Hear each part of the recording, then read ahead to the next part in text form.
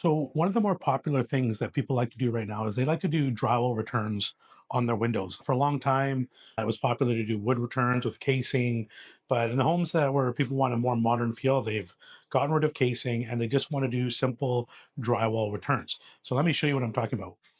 So as you can see here, excuse the mess, guys, but drywalling is probably the messiest time there is. All of these windows, essentially, the drywall comes over here and carries around the corner. Okay.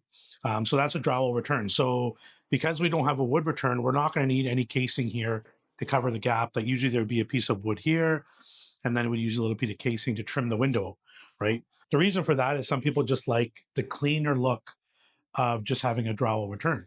Now, the issue with this is you have to make sure that your drywaller does a good job. Okay. They have to actually level out the windows. Usually, when you have a finishing carpenter come through and they're putting that wood return around on the inside and with the casing, they're going to level everything out, make sure it's plumb, make sure it's square. Unfortunately, a lot of drywallers don't do that and you have to double check on them. So, let me show you really quick how much variance there can be just on two windows. So, you guys can see here my perfect square.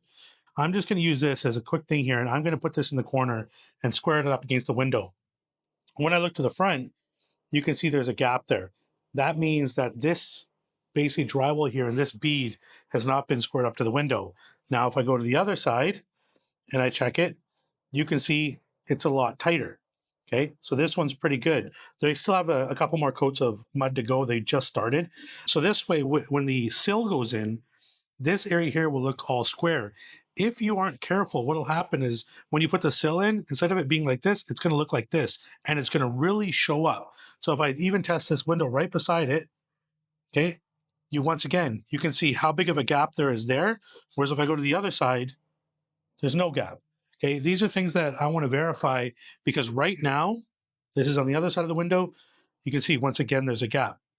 Right now, I can check this stuff and I can make sure that the drywaller goes through and corrects it. If you come in at the end after they've sanded out and they've completed all the drywall, it is a lot of work for them to go and repair.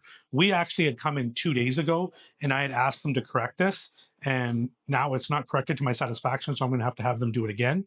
But just, keep that in mind if you're doing drywall returns, which a lot of homes are now, to check that right at the very beginning.